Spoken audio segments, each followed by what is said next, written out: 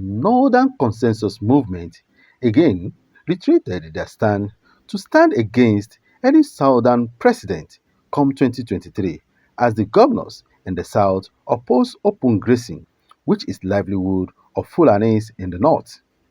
Addressing pressmen in Abuja today, the president of the group, Comrade Awar, said Nigerians are not happy with what southern governors are doing.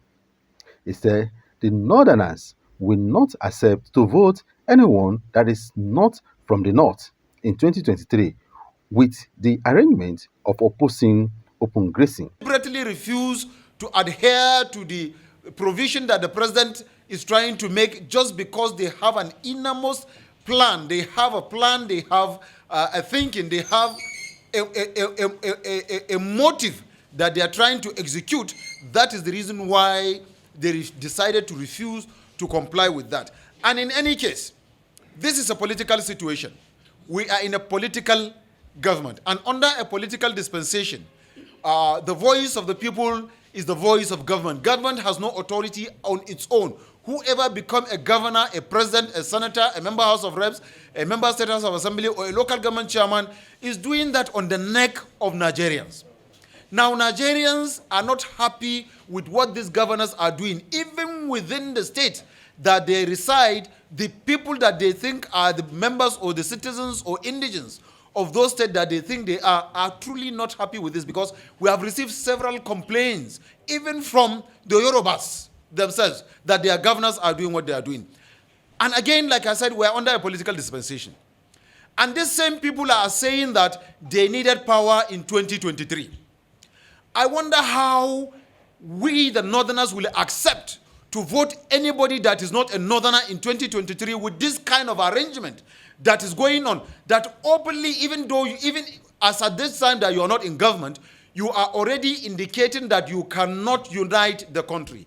You are already segregating against Nigerians. You are already depriving some Nigerians from their means of livelihood. Now that you have not been given the opportunity to lead Nigeria, you are already doing this. Then what more if we decide to accept that we will support any candidate from the southern part of Nigeria? It means the north will be gone. I think this is also a better and stronger basis within which we will continue to clamor and call on our people to know that they cannot and should not and should never, and we will not allow through the ballot box anybody that will not unite this country to be the next president of Nigeria in 2023, because automatically you have indicated that you cannot hold this country together. If you are given the opportunity to lead, you are only going to divide, because what you are doing now is a method of division. It's an indirect dividing the country, because where you deprive me of my means of livelihood, and what else do you expect me to do? What else? And we are talking of crime and criminality. And we are trying to see to it that crime and criminality is reduced to the barest minimum. The government at the center is doing everything humanly possible to ensure that crime and criminality across the federation is being reduced to the barest minimum. But by this act, you are indirectly instigating violence. You are indirectly instigating chaos. You are indirectly, expressing that you are not willing to continue to, to harbor other Nigerians from the other part of the country that are resident in you. And I've said it before, I'm going to repeat it again. In Kano and Kaduna alone, you have more than 19 million, in the entire northern Nigeria, you have more than 19 million Yorubas resident in the 19 northern states. And not only resident, these guys owns personal property, land, farmlands, houses, and shops, and what have you. And we live with these people peacefully. We try as much as we can to protect them, to protect their lives, to protect their properties. Why is it that the properties and the lives of our own people that are resident in your own state is not being protected, is not being guided? That is not to say that we don't know what we are doing. We are not fools. We also have feelings the way you have feelings. We think the way you think. We can act the way you act. But we have been trying as much as we can to restrain our people from taking the laws into their hands. And by what you are doing, you are instigating violence. So we are saying that the southern governors should go back and have a rethink of this their policy. We don't have problem with their policy for as long as they are going to provide an alternative for our people that are resident there, most especially with this grazing issue. If they are going to provide alternative for the Fulanis, build grazing reserves for them, and then let them go into the grazing reserve and be paying you on meritorium, or even if it is rent on a monthly basis. But you are passing a law that says you do not want to see a single cow moving on the street. You do not want to see a single cow moving on the street, and you do not provide an alternative for them. For God's sake, how will they feed those animals? How? How will they be able to feed these animals? And you keep on arresting these animals and also charging fees. Arresting, charging, and collecting fees from the Fulani nomads that are innocently trying to find a way of putting ends together. We are saying no to this, and we're also made to understand a lot of these charges that were being given, there's even no receipt for the charges. You only charge them, and at the end of the day, they leave. You leave, arrest their cows, and then charge them exorbitantly before releasing the cows, and the next 3 days you come back and re-arrest again. This is not the best way of revenue generation. If you want to generate revenue, you should build ranches.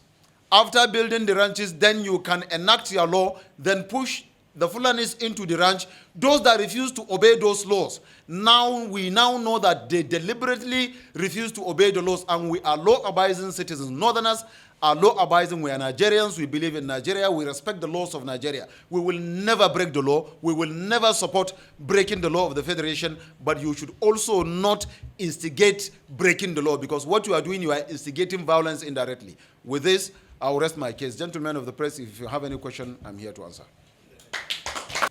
That is the stand of... What is the stand of your group towards that? That's not just the group. We speak for Northern Nigeria. This is... Stand of the Northern Nigeria towards 2023. The stand of Northern Nigeria... The stand of Northern Nigeria in 2023 is that the North still have a balance of 4 years, and will continue.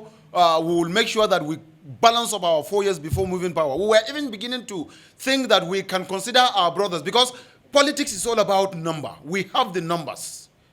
We have the numbers, we have the voting strength. And you cannot become a president when you don't have the majority of vote. We have the majority of vote. We were willing to give that majority of vote to other part of Nigerians that we feel will harmonize, unite, and move the country forward. But we understand by this act now, it is clear to us that it is good that we are standing on our position. It is good that we are still insisting that the North will continue until after 2023, until after 4 years. Then we can now come into round table and begin to negotiate. By the act of the governors of the southwestern state, it is clear that they cannot, if any of them or anybody from that part becomes a president, he cannot unite this country. He will not unite this country. He will not work towards the general and national interests of Nigeria. And we, the Northerners, are known to be fair in judgment. We are fair in thinking, and we are fair in leadership. And that was why today, if you go, you find out that most of the infrastructural development that has taken place under the present Northern leadership is done in the southwestern part of Nigeria and the southeastern part, with a very little of it taking place in the northern part of Nigeria. Even with that, the southerners and the easterners are still complaining of marginalization and what have you. Then if you give, this act has indicated that if given the opportunity, then we are going to be slaves in our own country. For this, we are insisting that the North will continue to hold on to power. We have the vote. Whoever that needed to be a president should go and contest under a political party, and then let his credibility sell him, and let the votes count. Let the vote decide who becomes the next Nigeria's president.